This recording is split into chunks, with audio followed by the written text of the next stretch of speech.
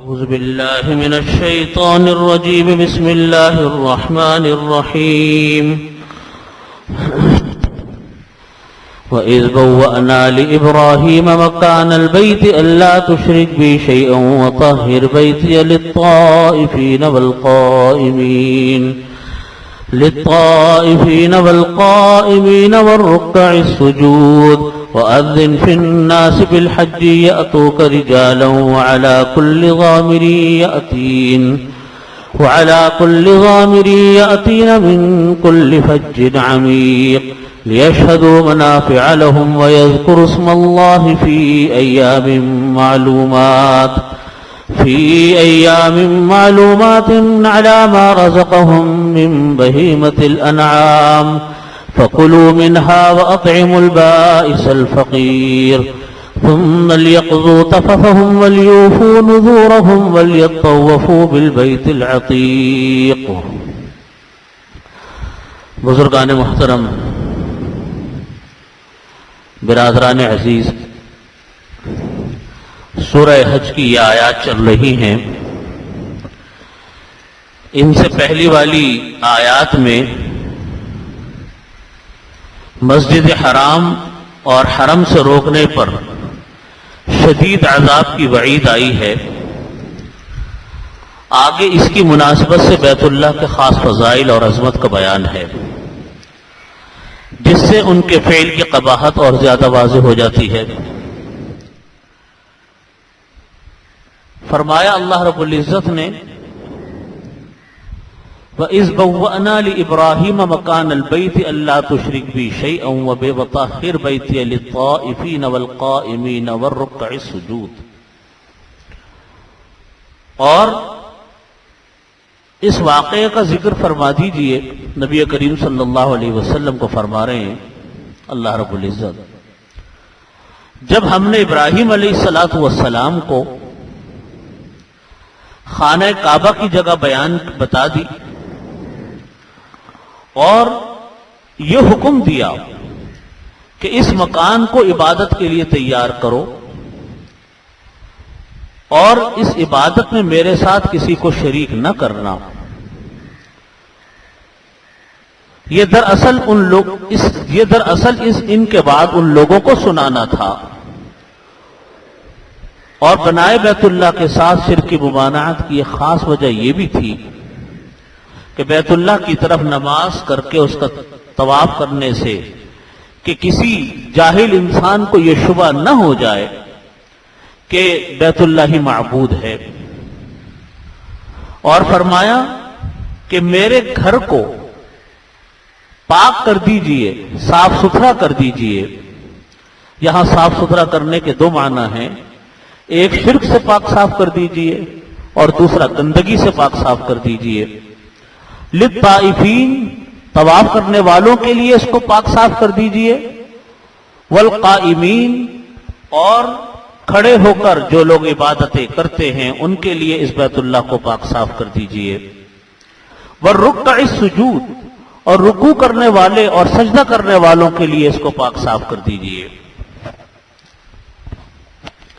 ان آیات میں اللہ رب العزت نے حضرت ابراہیم علیہ السلام کو اس بات کا حکم دیا اور یہ بتلایا کہ دیکھو یہ خانہ کعبہ کی جگہ ہے، اس خانہ کعبہ کی جگہ کو آپ تیار کیجئے، یہاں سے بتوں کو ختم کیجئے، کیونکہ قوم عمالقہ نے یہاں پر بت لگا رکھے تھے اور قوم جرہم نے لوگ بت بنا رکھے تھے. اور یاد رکھیے بیت اللہ نام، جس طرح ہم بیت اللہ شریف بولتے ہیں، اس بیت اللہ کو جہاں ہمیں اللہ کا یہ گھر نظر آتا ہے، اللہ رب العزت کا گھر تو ایک مخصوص اونچائی اور لمبائی کا نام ہے، لیکن بیت اللہ شریف اس پورے حصے کا نام ہے. یعنی اس کی سیدھ میں آسمان تک وہ بیت اللہ شریف تصور کیا جاتا ہے. اسی لیے آپ دیکھیں جو انسان پہاڑوں کی چوٹیوں پر ہیں، جب وہ بیت اللہ کی طرف رخ کرتے ہیں تو بیت اللہ کا اگر عمارت مراد ہوتی تو پھر بالکل نیچے کی طرف رخ ہوتا. ہم وہاں بالکل اس کے محاذات میں رخ کرتے ہیں. ہوائی جہاز میں جب نماز پڑھتے ہیں کس بلندی کے اوپر وہ اڑا ہوتا ہے، کتنے ہزار فٹ کی بلندی پر اڑا ہوتا ہے.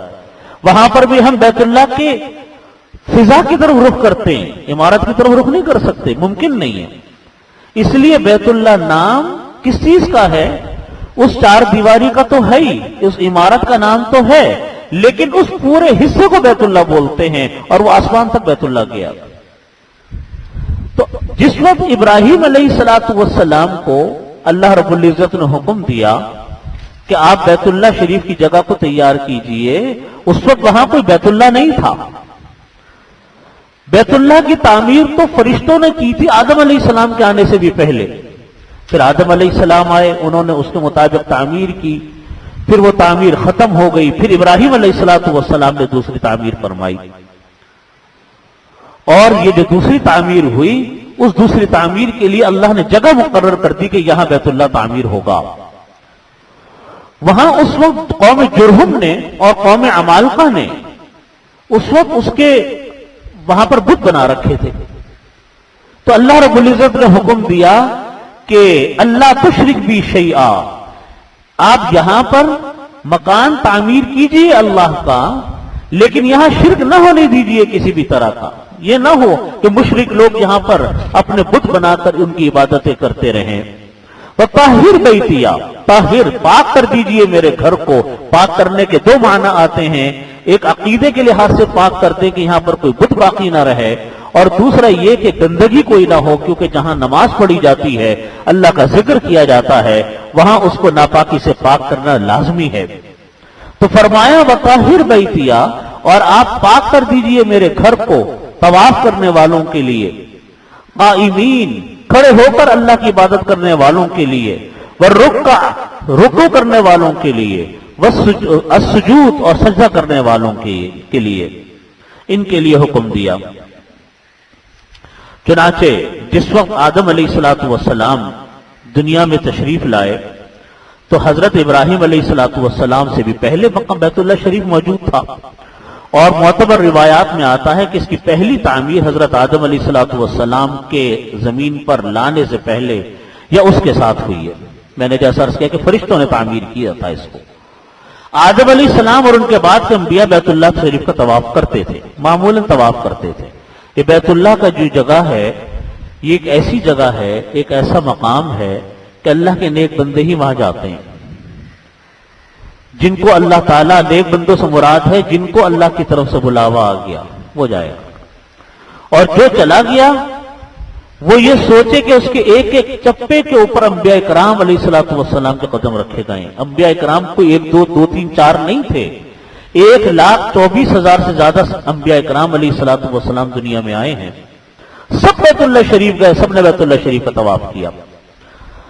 حضرت نوح علیہ السلام کا جب طوفان آیا، طوفان نوح جس کو کہا جاتا ہے، آپ کو معلوم ہے یہ واقعہ پہلے بھی گزر چکا ہے سورہ ہود کے اندر، کہ طوفان نوح اتنا زبردست تھا کہ ہر چیز ملیہ میٹ ہو گئی تھی. طوفان نوح میں کوئی چیز باقی نہیں بچی تھی. تو جس وقت یہ نوح علیہ السلام کا یہ طوفان آیا، اس وقت بیت اللہ شریف کی تعمیر کو اٹھا لیا گیا. اللہ تعالیٰ نے تعمیر کو اٹھا لیا، اور بنیادیں اور اس کی جگہ اپنی جگہ پر معین جگہ پر موجود تھی. اب طوفان آیا تو اللہ تعالیٰ نے بیت اللہ کو اٹھا لیا. حضرت ابراہیم علیہ السلام کو جب اللہ تعالیٰ نے حکم دیا تو اسی جگہ لا کر کھڑا کیا کہ دیکھو یہاں پر مکان، اللہ کا مکان تعمیر کرو، کیونکہ پہلے بھی مکان اللہ رب العزت کا یہی تھا، بیت اللہ یہی تھا. اور ان کو حکم دیا گیا کہ میری عبادت میں کسی کو شریک مت کرنا. چنانچہ نوح علیہ السلام کو آدم ثانی بھی کہتے ہیں، کیونکہ تاریخ انسانی حضرت نوح علیہ السلام کے بعد دوبارہ شروع ہوئی ہے. بیت اللہ کی تعمیر بھی حضرت آدم علیہ السلام کے زمانے میں ہوئی، یا ان کے ساتھ ہوئی، یا ان سے پہلے ہوئی. تینوں طرح کے اقوال ہیں. اور پھر بنائے ثانی حضرت ابراہیم علیہ السلام نے فرمائی بیت اللہ شریف کی.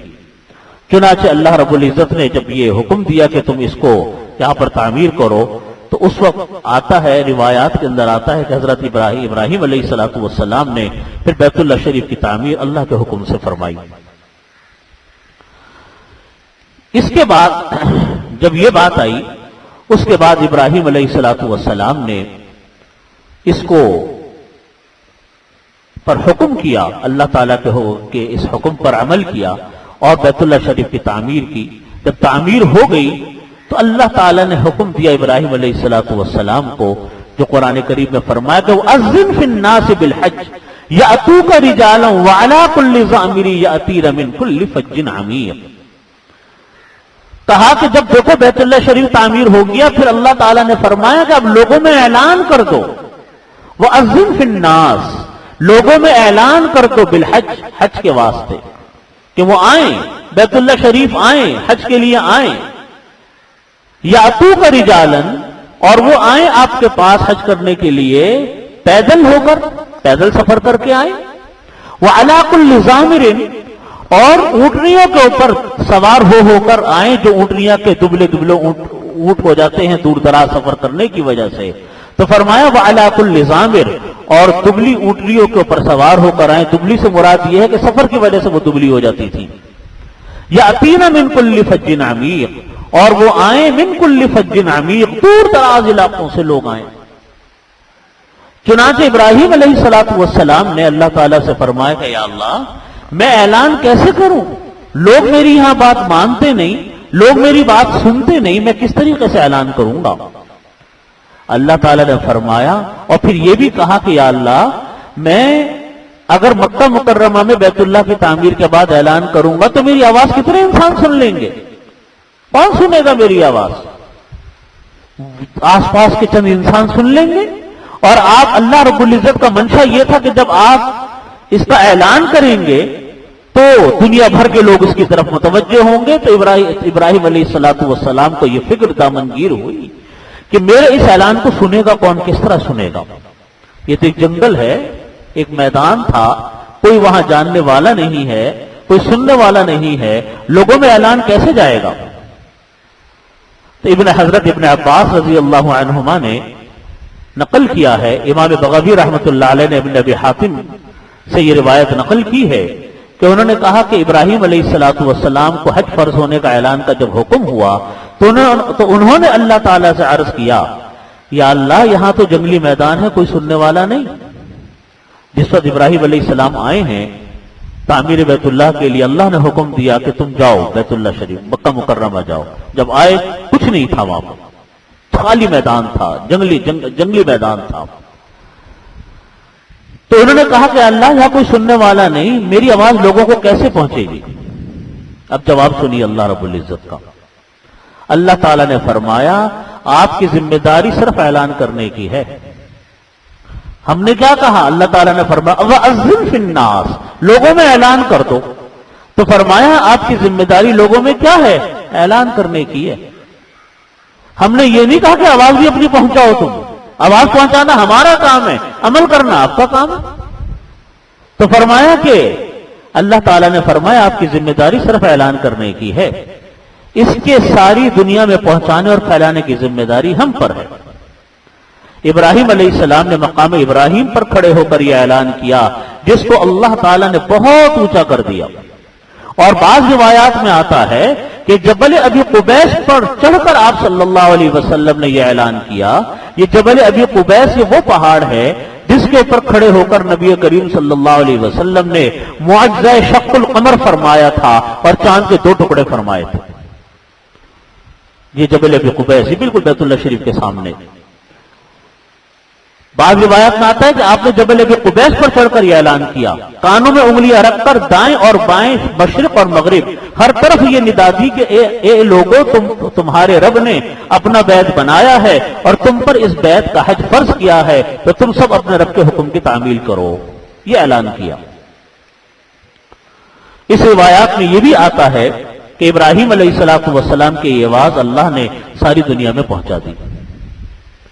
اب کس طرح پہنچا؟ یہ وہ خالق ہے، وہ مالک ہے، وہ قادر مطلق ہے، وہ ساری دنیا کی قدرت، ساری کائنات کی قدرت، سارے جہان کی قدرت اس کے پاس ہے۔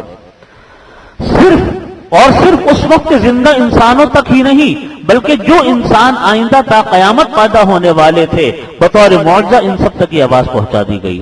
اور جس کی قسمت میں اللہ نے حج کرنا لکھ دیا، ان میں سے ہر ایک نے اس آواز کے جواب میں لبیک اللہم لبیک کہا، یعنی حاضر ہونے کا اقرار کیا۔ حضرت عبداللہ ابن عباس رضی اللہ عنہما کی روایت میں آتا ہے کہ انہوں نے فرمایا کہ حج کے تلبیہ کی اصل بنیاد یہی ندائے ابراہیمی کا جواب ہے. جب ہم کہتے ہیں لبیک اللہم لبیک لبیک لا شریک لک لبیک ان الحمد والنعمت لک والملک لا شریک لک، تو یہ لبیک اللہم کا کیا مطلب ہے؟ اے اللہ میں حاضر ہوں. کیا مطلب ہے اللہ میں حاضر ہوں؟ کہ اللہ جو آپ نے اعلان ہم تک پہنچایا تھا ابراہیم علیہ السلام کے ذریعے، اس کے جواب میں عرض کرتا ہوں کہ اللہ میں حاضر ہو گیا. میں نے آپ کی دعوت پر اے اللہ لبیک کہہ دیا. اے اللہ میں آپ کی دعوت کے اوپر میں لبیک کہتا ہوا آپ کی درگاہ میں، آپ کے بارگاہ میں حاضر ہو گیا. تو یہ مطلب ہوتا ہے اللہ میں حاضر ہوں، یعنی جو ندا ابراہیم علیہ السلام نے کہی تھی اس کے جواب میں کہتا ہوں کہ ہم حاضر ہو گئے. آگے آیت میں اس تاثیر کا ذکر یہ آیا، اللہ رب العزت نے فرمایا کہ اس اعلان کی تاثیر کا ذکر یہ ہے کہ ابراہیم علیہ السلام کے اعلان کو تمام انسانوں تک من جانب اللہ پہنچانے سے قیامت تک کے لیے یہ بات قائم ہو گئی کہ لوگ جو ہیں پیدل بھی پہنچتے ہیں، لوگ سواریوں پر بھی پہنچتے ہیں. اس زمانے میں تو نہ جہاز تھے، نہ گاڑیاں تھیں، نہ ریلیں تھیں. لوگ اونٹنیوں پر سوار ہو کر آتے تھے. دور دراز ممالک سے سفر کرنے کی وجہ سے جب اونٹنیاں میں لوگ سوار ہو کر پہنچتے تھے تو وہ دبلی ہو جاتی تھی سفر کی وجہ سے. فج عمیق سے مراد تمام اطراف عالم سے لوگ جمع ہوتے ہیں بیت اللہ کے لیے. اور یہ کیفیت جہاں اس زمانے میں تھی، ابراہیم علیہ السلام کے زمانے میں تھی، یہ کیفیت پھر بعد کے صحابہ کرام کے زمانے، بعد کے انبیاء کرام کے زمانے میں ہوئی، پھر نبی کریم صلی اللہ علیہ وسلم کے زمانے میں ہوئی، اور آج تک یہ سلسلہ ہے کہ جو کوئی جا کر دیکھے تو ایسا لگتا ہے کہ ہر در و دیوار سے، ہر ریخ سے، ہر راستے سے انسان امٹ کر آ رہا. کوئی چیز، کوئی راستہ ایسا نظر نہیں آتا جہاں سے انسان نہ آ رہا ہو. ایسا لگتا ہے کہ زمینوں سے انسان نکل رہے ہیں. کسی سے پوچھو وہ دنیا کے کون سے علاقے سے آیا، کوئی کون سے ملک سے آیا، کوئی کون سے شہر سے آیا، کوئی کس طرح پہنچا، کوئی کیسے پہنچا، ہر ایک کی ایک داستان ہے پہنچنے کی. کوئی کہتا ہے کہ میرے لیے ناممکن تھا کہ میں پہنچ گیا، کوئی کہتا ہے کہ میرے پاس انتظام نہیں تھا میں پہنچ گیا، کوئی کہتا ہے کہ میرا کوئی یہ تھا وہ تھا، 10 مسائل تھے لیکن میں آ گیا. بس آ گیا، آنے والے آتے ہیں. یہ تو اللہ تعالیٰ کی طرف سے ایک بات ہوتی ہے، بندے کی اپنی دعا ہے اور اللہ تعالیٰ اس دعا کو سنتے ہیں، بشرط یہ کہ بندے کے اندر تڑپ موجود ہو. اللہ تعالیٰ اس انسان کو بیت اللہ شریف میں حاضر ہونے کا موقع عطا فرماتے ہیں. پھر آگے فرمایا اللہ رب العزت نے لِيَشْهَدُوا مَنَافِعَ لَهُمْ وَيَذْكُرُوا اسْمَ اللَّهِ فِي أَيَّامٍ مَّعْلُومَاتٍ عَلَىٰ مَا رَزَقَهُم مِّن بَهِيمَةِ الْأَنْعَامِ فَكُلُوا مِنْهَا وَأَطْعِمُوا الْبَائِسَ الْفَقِيرَ. فرمایا دور دراز لوگوں، دنیا سے لوگ کیوں آتے ہیں، کیسے آتے ہیں؟ یہ اس لیے آتے ہیں تاکہ وہاں کے فائدوں کا مشاہدہ اپنی آنکھوں سے کریں. بیت اللہ شریف کے فائدوں کا مشاہدہ اپنی آنکھوں سے کریں. یہ جو اللہ رب العزت نے فرمایا کہ لوگ آتے ہیں اور اس کا فائدہ اپنی آنکھوں سے وہ دیکھتے ہیں، یہ اس وجہ سے رکھتے ہیں کہ آپ دیکھیے حج پہ جو انسان آتا ہے، یا حج نہ ہو عمرے کے لیے جو کوئی انسان آتا ہے، کوئی معمولی خرچے کی بات تو ہے نہیں. بڑی بڑا خرچہ پہ انسان کر کے جاتا ہے، خاص طور پہ حج کا خرچہ ہر زمانے میں زیادہ رہا. لیکن یہ اللہ رب العزت کی ایک عجیب برکات، اس سفر کی برکات میں سے اللہ تعالیٰ نے ایک برکت یہ رکھی ہے کہ حج کا سفر ہو یا عمرے کا، انسان خرچہ کرنے کے بعد بالکل تنگ دست نہیں ہو جاتا. کوئی تاریخ میں کوئی یہ بات ثابت نہیں کر سکتا کہ کوئی بیت اللہ شریف گیا ہو اور اس نے اتنا لمبا چوڑا خرچہ کیا اور مالی طور کے اوپر وہ بالکل تنگ دست و محتاج ہو گیا ہو. حالانکہ آپ پہلے اگر حساب کتاب جوڑیں تو بہت بڑا خرچہ نظر آتا ہے. اس کی گنجائشیں لوگوں کے پاس نہیں ہوتی. لوگ قرضے کر کے جاتے ہیں کہ چلو بھائی حج ہے اللہ تعالیٰ ایک مرتبہ تو ہمیں موقع دے دے حج کرنے کا، کر لیا. لیکن دنیا اس کی شاہد ہے کہ کوئی مالی طور پر محتاج اور مفلس نہیں ہوتا عمرہ اور حج کرنے کے بعد. کوئی قرضہ لے کر جائے اللہ تعالیٰ قرضے کا انتظام فرما دیتے ہیں. بہت جلدی حج کے قرضے اور عمرے کے قرضے وہ پورے ہو جاتے ہیں. برکات ہے وہاں کی.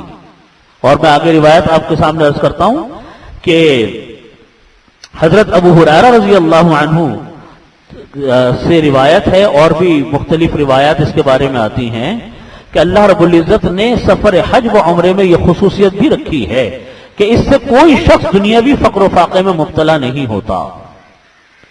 یہ عجیب بات ہے کہ کوئی شخص دنیاوی فقر و فاقے میں مبتلا نہیں ہوتا حج اور عمرہ کرنے کے بعد. بلکہ حضرت ابو ہریرہ رضی اللہ عنہ نے فرمایا کہ رسول اللہ صلی اللہ علیہ وسلم نے فرمایا کہ جس شخص نے اللہ کے لیے حج کیا اور اس میں بے حیائی کی باتوں سے اور گناہ کے کاموں سے بچتا رہا تو وہ حج سے ایسی حالت میں واپس آئے گا گویا کہ یہ اپنی ماں کے پیٹ سے آج ہی پیدا ہوا. جیسا ایک چھوٹا بچہ، معصوم بچہ پیدا ہو، جس طرح کوئی گناہ اس کے اوپر نہیں ہوتا، اسی طریقے سے حج سے واپس آنے والا انسان، حج کرنے والا انسان بھی گناہوں سے ایسے ہی پاک صاف ہو جاتا ہے. اور حج کا ایک فائدوں میں سے ایک فائدہ یہ بھی بیان فرمایا جو روایات کے اندر آتا ہے کہ جس انسان کو اللہ رب العزت حج کا موقع عطا فرماتے ہیں اور حج کا اللہ تعالیٰ اس کو سعادت عطا فرماتے ہیں، یہ بیت اللہ شریف میں حاضر ہونے کا اس کو موقع عطا فرماتے ہیں، تو اس کا ایک فائدہ یہ بھی بیان فرمایا گیا کہ وہ انسان گناہوں سے پاک ہوتا ہے اور فقر و فاقے سے محفوظ ہوتا ہے. اللہ تعالیٰ اس کے اوپر مال و دولت کی تنگ دستی اور فقر و فاقہ اس کے اوپر سے ختم فرما دیتے ہیں. یہ بیت اللہ شریف کے فائدوں میں سے ایک فائدہ لکھا ہوا ہے، وہاں حاضری کا. گناہ معاف ہوتے ہیں، تنگ دستی انسان کی ختم ہوتی ہے. اس لیے یہ بیت اللہ شریف جانے کا معاملہ یہ پیسوں کا نہیں ہے، یہ توفیق کا معاملہ ہے. توفیق کیسے ہوگی؟ انسان کے اندر تڑپ پیدا ہو کہ ہاں بھی مجھے جانا ہے. تو آپ دیکھیے اگر یہ پیسوں کا معاملہ ہوتا تو سارے مالدار لوگ ہی حج اور عمرے پہ جا رہے ہوتے، غریب کوئی نہ جاتا. لیکن آپ جا کر دیکھیے زیادہ تر آپ کو غربا ہی نظر آئیں گے حج اور عمرے کے اندر جانے والے، یا جن کے مالی حالات کمزور ہیں وہ ایک بڑی تعداد آپ کو لوگوں کی نظر آئے گی. کسی سے پوچھو کیسے ہو گیا؟ بس ہو گیا جی، تھوڑا بہت کر کے ہو گیا. حقیقت ہے، کوئی انسان نہیں اس کو بتا سکتا کہ کس طرح ہو گیا، بشرطے کہ آپ کے دل کے اندر تڑپ ہو، آپ کے دل کے اندر یہ خواہش ہو کہ ہاں ہمیں بیت اللہ شریف جانا ہے. میرے دادا حضرت مفتی شفیع صاحب رحمۃ اللہ علیہ ایک بات فرماتے تھے، اور وہ میں نے بات اپنے بزرگوں سے سنی، اپنے والد صاحب مدظلم سے سنی کئی دفعہ. وہ ہر ایک کو یہ بات بتاتے، میں وہی بات آپ کو بتاتا ہوں کہ ایک تو یہ کہ جس انسان کے دل میں خواہش ہو وہ دعا کرے ضرور اہتمام سے کہ اللہ ہم کو حج کی سعادت عطا فرما یا عمرے کی موقع عطا فرما. خاص طور پہ جس کے اوپر حج فرض ہو اور وہ حج فرض ادا نہ کرے، نہ ادا کرنے کی فکر میں کرے، نہ فکر میں ہو، تو وہ بہت بڑا گناہ کبیرہ ہے کہ حج فرض ہو گیا اور اس نے حج ادا کرنے کی کوئی کوشش نہیں کی. ایک تو یہ کہ دعا کرے، اور دوسری بات حضرت مفتی صاحب رحمۃ اللہ علیہ، مفتی شفیع صاحب رحمۃ اللہ علیہ فرمایا کرتے تھے، وہ فرمایا کرتے تھے کہ دیکھو جس کو حج پہ جانا ہو یا عمرے پر جانا ہو وہ پیسے جمع کرنے شروع کر دے. کیا کرنا شروع کر دے؟ پیسے جمع کرنا شروع کر دے. فرمایا کرتے تھے کہ 1 روپیہ تو جمع کر سکتے ہو مہینے میں، یا 1 روپیہ بھی جمع نہیں کر سکتے. وہ اپنے زمانے میں 1 روپیہ کہتے تھے، میں کہتا ہوں آج کے زمانے میں آپ 100 روپے کر لیں اس کو، تو ایک انسان مہینے میں 100 روپے تو جمع کر سکتا ہے. اب کوئی آدمی یہ سوچے کہ بھائی میں اگر ہر مہینے 100 روپے جمع کروں گا تو سال میں 1200 روپے ہوئے اور حج ہو رہا ہے لاکھوں پہ. تو حضرت مفتی صاحب رحمۃ اللہ علیہ فرمایا کرتے تھے بھائی تم پیسے جمع کرنے شروع کرو. اب ضروری نہیں ہے کہ انہیں پیسوں میں سے حج ہو جائے گا تمہارا، فرماتے حج ہو جائے گا لیکن ضروری نہیں کہ انہیں پیسوں میں سے ہو. اور پھر اپنی ہماری پھوپھی، میری بڑی پھوپھی تھی، ان کا انتقال ہو گیا، اپنی صاحبزادی کا ذکر فرماتے تھے، ان کا انتقال ہو گیا تھا مفتی صاحب رحمۃ اللہ علیہ کے زمانے میں. فرماتے تھے کہ انہوں نے پیسے جمع کرنے شروع کیے لیکن اس سے انتقال ہو گیا ان کا بیماری کی وجہ سے. تو فرماتے ہیں کہ ان کے ان پیسوں سے میں نے ایک آدمی کو حج بدل پر بھیجا اور اس نے ان کی طرف سے حج بدل ادا کیا. اور یہ ایک آدمی کا نہیں، جس نے اس نسخے پر عمل کیا لاتعداد انسان ایسے ہیں جنہوں نے اس نسخے پر عمل کیا اور کچھ ہی عرصے میں اللہ تعالیٰ نے ان کے جانے کا بندوبست کر دیا. اس سے بحث نہیں کہ وہ پیسے کتنے ہوئے جمع ہوئے، یہ کوئی بحث نہیں ہے، تو پیسے جمع کیے. وجہ یہ کہ اللہ تعالیٰ کو نہ آپ کے پیسوں کی ضرورت ہے، اللہ تعالیٰ کو نہ آپ کے پاس کی آپ کی دولت کی ضرورت ہے. لن ینال اللہ لحومها ولا دماؤها ولکن ینالہ التقوی منکم. فرمایا کہ اللہ تعالیٰ جب تم قربانی کی جان ذبح کرتے ہو تو اللہ تعالیٰ کو تمہارے خون اور گوشت کی پرواہ نہیں ہوتی کہ تم نے کون سا خون اور کون سا گوشت ذبح کیا. اللہ تعالیٰ تک تو تمہارا تقویٰ پہنچتا ہے، نیت پہنچتی ہے. اللہ تعالیٰ یہ دیکھتے کہ اس انسان کا عزم اور ارادہ کتنا مضبوط ہے. جیسا عزم اور ارادہ ہوگا ایسا اللہ تعالیٰ کی طرف سے بندوبست ہو جائے گا. کتنے لوگوں کو میں جانتا ہوں، ایسے آپ بھی جانتے ہوں گے، کہ بالکل مالی طور پر کچھ بھی نہیں لیکن ہر سال حج پہ چلے جاتے ہیں. بڑے بڑے لوگ نہیں جا پاتے، وہ چلے جاتے ہیں. میں حیران ہوتا ہوں کہ کس طرح جاتے ہیں. بس یہی سوچتا ہوں کہ اللہ کے بندے، اللہ کی طرف سے بلاوا آ گیا، چلے گئے. یہ معاملہ تو بلاوے کا ہے، انسان کی نیت کا ہے، انسان کے ارادے کا ہے، انسان کے عزم کا ہے. وہ اس کا گھر ہے، وہ تو اپنے بندوں کو بلاتا ہے. بندے تو آنے کے لیے تیار ہوں، بندے تو نیت کریں، پھر اللہ تعالیٰ کی طرف سے کوئی دیر نہیں ہے بلاوے کی. اور بیت اللہ شریف کی جہاں یہ حدیث شریف میں یہ فضائل لکھے ہیں، وہاں ایسے لاتعداد فضائل لکھے ہیں بیت اللہ شریف کے کہ اللہ رب العزت نے جو سکون وہاں رکھا، جو بخششیں وہاں رکھی، جو رحمتیں وہاں رکھی، جو اللہ تعالیٰ نے برکات و ثمرات وہاں عطا فرمائے، اللہ رب العزت ہم سب کو وہاں کی بار بار مقبول حاضری عطا فرمائے. اور ایسی حاضری عطا فرمائے جو اللہ رب العزت ہم سب کو اپنی بخششوں کا، ہماری بخششوں کا، مغفرتوں کا اللہ تعالیٰ اس کو ذریعہ بنا دے. وہ تو انبیاء اکرام کی جگہ ہے جہاں ہر نبی کے قدم پڑے، صحابہ اکرام کی جگہ ہے صحابہ اکرام کے قدم پڑے، اولیاء اکرام کی جگہ ہے جہاں دنیا بھر کا اولیاء اکرام کے قدم پڑتے رہتے ہیں، ابدال کی جگہ ہے، اقطاب کی جگہ ہے، ساری دنیا ہے کہ وہ اس بیت اللہ کے ارد گرد پھرتی ہے. اور آپ دیکھ لیجئے کہ کیسا انسان کا دل ہے کہ اسی کی طرف مائل ہوتا ہے. آپ دنیا کے کتنے